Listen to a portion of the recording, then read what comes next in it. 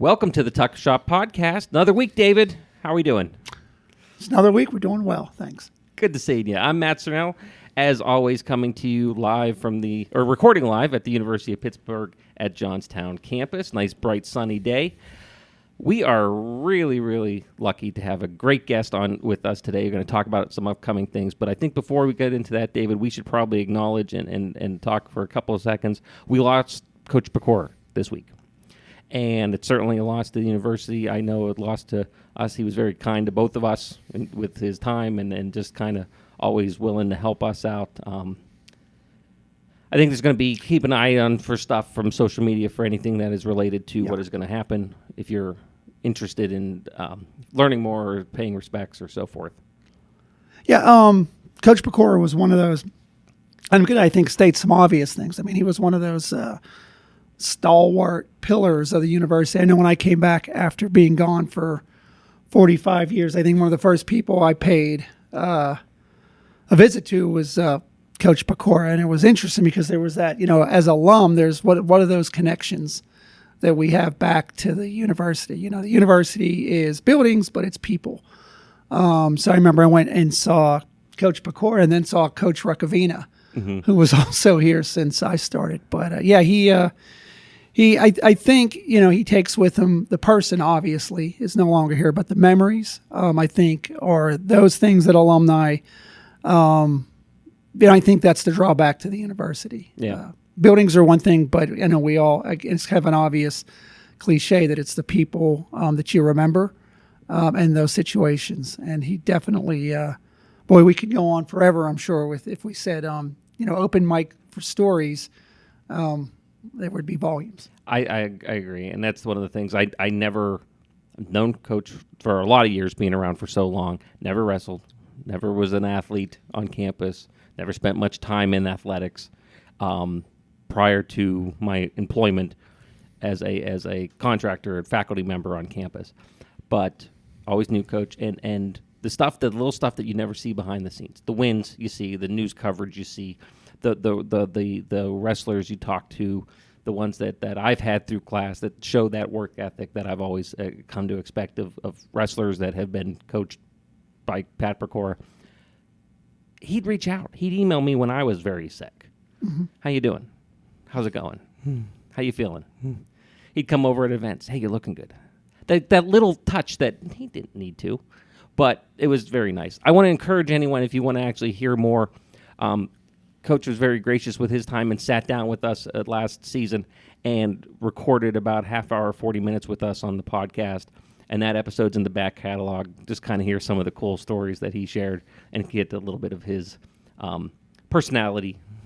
And actually can hear that. And I'm glad he was willing to do that, especially considering that he's not with us anymore. But we do carry forth, and to that we look forward, and that brings us to the upcoming reunions we have. Social science is coming up, business enterprise coming up. Those links for registration are going to be down below, just like always in the description of this podcast. But we are really excited to welcome Dr. Charlene Rowland from the Education Division. I don't want to say brand new division chair because it's been about 18 months. You are correct. But considering David and I have been on campus since the 80s, you're all brand new to us. Thank you for coming and spending some time with us today. Well, thank you so much, Matt and David, for allowing me to be here. First of all, my condolences to the coach. And being a former tutor for student athletes during my undergraduate years, I commend any coach who can just reach out beyond just the student athlete. And your testimony that, Matt, you just gave and shows that this coach was care about all students on campus, and that's important, and that's where the legacy of him is going to be valued and continue here at Pitt Johnstown. I can't agree with you more. We have these reunions coming up, and first and foremost, if you are an education major, if you were part of that education division at any time in the last 50 years, the link is also below in the description on this podcast. So just go right there, click that. It'll take you right to the information page. You can register, make sure you're involved. excuse me, we're going to talk about some of the events, but let's talk a little bit about your background. What led you to education to begin with? Well, as someone who grew up in New York City, I used to do a lot of tutoring for while I was in high school. And I got a chance to not only tutor kids in my high school, but after school, and I really enjoyed it. Now, my career plan was just to be a writer and travel, but then I realized as an educator, as a teacher, I could do that too. Okay, lots of teachers work in the summertime, but they also do some traveling. And my counselor advised me, hey, why don't you just go ahead and major in education and then pick something else as your minor? And I did. And I was fortunate to do my undergrad at Syracuse University. And then I got my master's at George Washington University, where I started my professional teaching career in the Northern Virginia area. And during that time, I taught middle school and high school. I was a former English language arts teacher, and then I became a reading specialist. And as a reading specialist, I work with elementary, middle school, and high school, because there are kids who still struggle with literacy, even at the high school level. And while I was there, we're doing a lot of community programs and partnerships, advocating for kids. I ended up working in an alternative education program within my school district. And I saw how so many, especially student athletes or kids who had a lot of struggles in their own personal lives, wanted to return to school, but they didn't have those opportunities. So we ran a day and evening alternative program. It wasn't an overnight, wasn't residential. And I was instrumental in being one of the founding teachers involved with that. And I enjoyed it. And I realized, hey, I could design programs that will work for the success of students. And we had these powerful, dynamic, amazing educators, many of them veterans. And I was still a junior teacher at that time, and I learned so much from them. And while I was there, we had this program with a couple of colleges, universities in the area, where they would support teachers who were interested in curriculum and instruction to get their doctorate. And I went through that program through Virginia Tech. Go Hogies. I know our VPAA, Dr. Rabley, also graduated from Virginia Tech. So during that time, I went and did that. And I was really happy to return back to the classroom when I got this opportunity to teach part-time at the college level, and I love that. And as an educator, you learn to grow, you learn to learn things, and I realized that the greatest joy is to see people be successful regardless of what age they are, regardless of what level they are at in their lives, or even with personal stuff. And my opportunity came when I went to the Midwest. Okay. And here I am from an urban area, taught in suburban, and now I'm in the rural community in Iowa. Okay, and I, again, enjoy that because I work a lot with urban school districts and rural school district, doing a lot of partnership, a lot of outreach. And as a result of that, I did my career. I even got a chance to do a Fulbright overseas. Wow. Okay, so I got some experience with international education and the value of why so many people still think highly of our American school system. But duty calls, family calls, and I returned a little bit closer to the Midwest, closer back to the East Coast. And I ended up working on directing a couple of programs in Michigan, and then finally in West Virginia, where I spent a lot of time working not only as a faculty, but as an administrator and a director in a couple of outreach programs there, and also for education programs. So that's my journey here, and I love Pitt Johnstown because even though it's in a rural community area or it's balanced, I love that they recruit kids from all over. I love that it's affiliated with, Oakland, but at the same time has its own identity. And I appreciate that. It's what I call a small community with a lot of advantages, a lot of history here, a lot of dedicated faculty, and great programs. And don't let me get started on the education division. Okay, I'll ask you about it. Yes. Don't worry. Okay. Wow, that is quite a journey, and I don't think.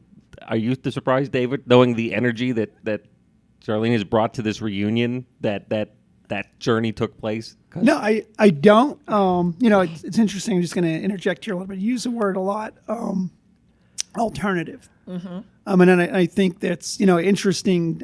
Again, not being in education field, but the changes over the years where alternative seems to become more the vernacular than. I grew up in a time where there was. It was various. And I see what effectively education used to be very, or at least the impression that I had, was very standard. Like everyone just do this. But talking with you over the last year or so, getting to know you in the department, and certainly Dr. Letney, who's been on the show as well, and working with him, it's very nuanced. And that has been a progression that I think your career has followed very well from your description. Yeah, my career offered me a lot of opportunities to work with amazing students. And amazing students that sometimes we forget in the schools. We always see the ones who shine and the ones with the names and the ones with the legacy sometimes. But there are kids who are doing some amazing things in the community and may be quiet about it. You may only know, or in the schools. And I think that sometimes we need to recognize that. And I think that's why I'm looking forward to the reunion. I have found that reunions bring forth people who you never thought would have been successful. And then they showcase themselves, especially and they talk a lot because of the grace of teachers. I think teachers make the greatest difference because they know how to pick out and enhance those students to be successful. Even in the littlest things. And I continue to learn from that, from not only our teachers in the 22 school districts, or the 22 partnerships that we have here through Pitt Johnstown Education Division, but also in my own career. I think sometimes I'm in an airport and some kid is calling me and I was like, okay. And most of the time they just want to thank you for giving them a chance. Okay, and that's important. I think the reunion will offer that with the greatest amount of stories that you will hear. That when people do show up, they talk about their success, but there's also challenges. Regardless, today they say to talk about the shortage of teachers. Maybe we need to talk more about the success of what despite the shortage, what is happening with the teachers who do make the effort to show up and recognize that they are doing the success. We here at Pitt Johnstown have an amazing group of teacher candidates that are committed to teaching. And I always tell them I want them to be able to have the career that they are thankful for and be able to share any reunion. And I think that's what alumni is all about. Let's talk a little bit about the reunion. What's the we're coming up to it, September 28th. So hopefully you're listening. Hopefully you're listening and downloading every week because we're awesome and people should listen to us just in general. Mostly because we have great guests on. Not David and I. We're just here. But September 28th. What's the plan as far as when someone says I want to come to this reunion? What are we looking at going on? Well, they need to go on the registration, and you will have that on the podcast. But we also have it in our social media on the Education Division, our Instagram, our other social media. What's going to happen? Doors open at 9. Brunch is at 10. We have amazing speaker. Dr. Monk from Westmont School District. She will be speaking. She was a finalist for the Pennsylvania Teacher of the Year. So she will be joining us to speak and engage us. We are talking about stories from our journeys as educators. We will also have some giveaways that I just got a donation from our wonderful performing arts for a night of jazz and another play. So I think that's important to see the value. I want educators to come out and bring, friends and family members who want to support the value of education and the value of teachers and educators and school personnel, because that's what the stories will all be about with that journey. I also want them to realize that this is the first reunion that we had in a long time. And donations are important. We do have some scholarships, but we like to grow them. And as educators know, if you want to grow, you got to give. So I'm giving them an assignment. David, we got homework. Okay. Your assignment out there is to come with the emphasis to share your story, but while you're sharing, also share whatever you can give financially to grow our scholarships that are specifically for our education candidates. And many of those are student athletes, and many of those are local kids. Many of those are regional students who enroll here at Pitt Johnstown, and many of those are people from outside of Pitt Johnstown, but are coming. They have transferred from maybe another institution, or they came during their first year, or they transferred within a program. But we want you all to understand that when you come, you want to show appreciation to increase our scholarships. Okay? I'm really looking for an endowment. I was told that it's $25,000 in minimum. So if anybody got some extra cash out there, if I'm selling a car. And that endowment can also be established by, let's say, it's not one person with 25, but 5 people with 5. Okay. So there are ways around a group. They like to keep it, no more than 5. Okay. So that it's not looking for 25 people to each give $1,000. Okay. A group of 5. So and I think But we do have a mechanism if 25 people want to give $1,000. We have a mechanism for that to work. It's not the endowment. Well, you all talk to David. He'll be dropping in or come and see me because I'll be around. But the important thing is that you're right, Dr. Charlene. There's that opportunity any time of the year to give directly to education. Mm-hmm. You go on the website, so you want to go to UPJ Education. And I think that's the kind of stuff, it's dreams don't make it off the launch pad without, what is an old saying, no romance without finance. Yeah, right. So, and you look at a field such as teachers, teachers have always been that, excuse me, great students come from great teachers. Yes. That can encourage that, but dreams take, you can have the greatest dream in the world, but, if you're not going to have that finance behind it, it doesn't always get to that reality part. So what better way than financing educators to continue that? And that's something you can do throughout the year, not only during the reunion. And that's true. And I am a recipient of those types of scholarships. Being a first generation myself and going into a field that at the time continues to sometimes have a low starting salary. I think back to my own undergraduate years, and I got 2 scholarships, and both of them came from programs that supported educators, supported student teachers, supported people who was going into the education field. And I am very much grateful to those people in New York City that gave those scholarships and kept them growing. And when I got a chance, I was able to give back to them too financially to continue that. So I'm hoping that people who come to the reunion or who can't make it and still want to donate can contact David here or our Pitt Johnstown alumni website. will be able to say, yes, I want to set up something that will be supportive of our future educators. I mean, you can set up something as easy as a monthly donation. Here's a little education. $500 a year is $44.50 a month. Wow. I mean, it really doesn't. I mean, I don't want to get into the public television, a dollar a day, cup of coffee. But when you think about under $50 a month, right out of your checking account, you can do that right through our website.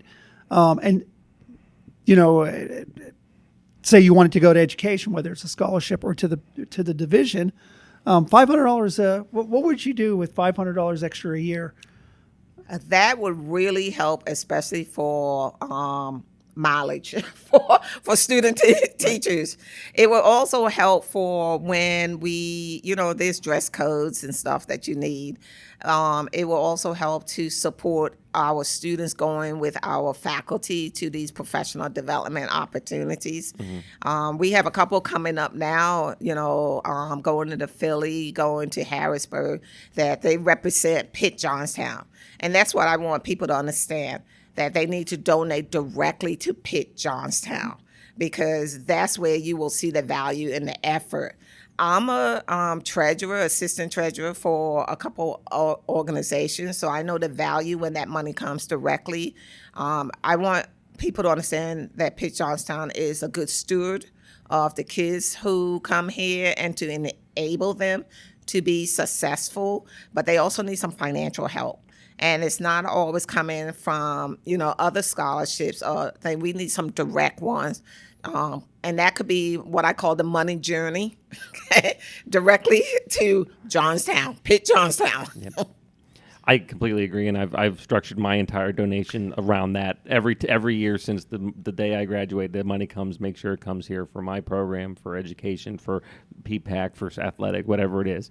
I want it in Johnstown because I'm a UPJ grad, first and foremost, above anywhere else, because I only went to UPJ. And we can drop that link in the description. Yes. So again, I'll make it real quick. You go to that link, you find the campus, Johnstown, and then whatever that donation is, be sure to indicate education division. Yeah. Even if it's an education division, Right. Unrestricted. And you're right. That's that kind of stuff that puts the gas in the tank that gets you from point A to point B to build those dreams. It also, I have to understand that a lot of teachers, when they are in their career, they buy stuff out of their own pocket for the kids that they are teaching. We can't always depend on the schools to do everything because of budget and, tax dollars issues and stuff like that.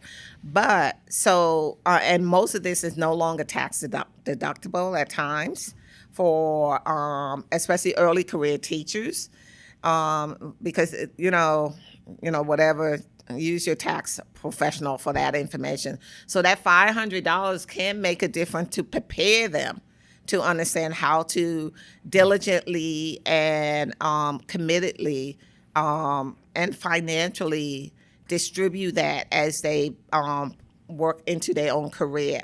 I see many times when they are in my classroom, they are trying to figure out, what materials do I need to have, and when I go out to do my practicum or my internship. So this is a way, and I try to tell them save stuff. I also try to tell them to ask parents or family members to donate to you during the holidays or your birthday.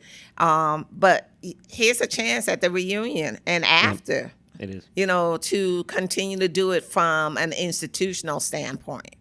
And that's what we want our attendees on September the 28th to remember. That is, it's about the future. Someone helped lift them up. So we want them to understand that they can lift somebody up here. And we have close to almost 300 teacher candidates each year. And, we need that support.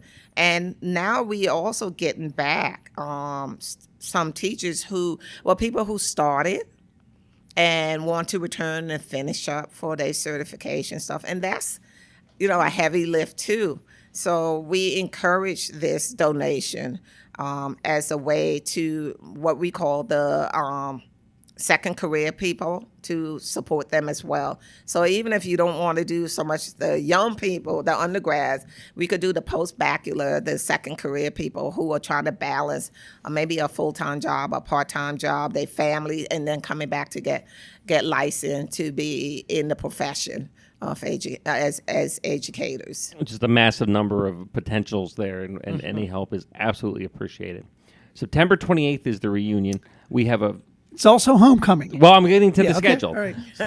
Because there's a lot to do. I mean, Yeah, this is a September bonus. 28th is the education reunion. It is a event that is occurring simultaneously with our social science reunion. The nice thing, I'm really excited about that because there's so many overlaps between education and stuff. So I think people will kind of know each other and see some stuff. But we have we're going to talk about that kind of down the road here a little bit later in a future episode.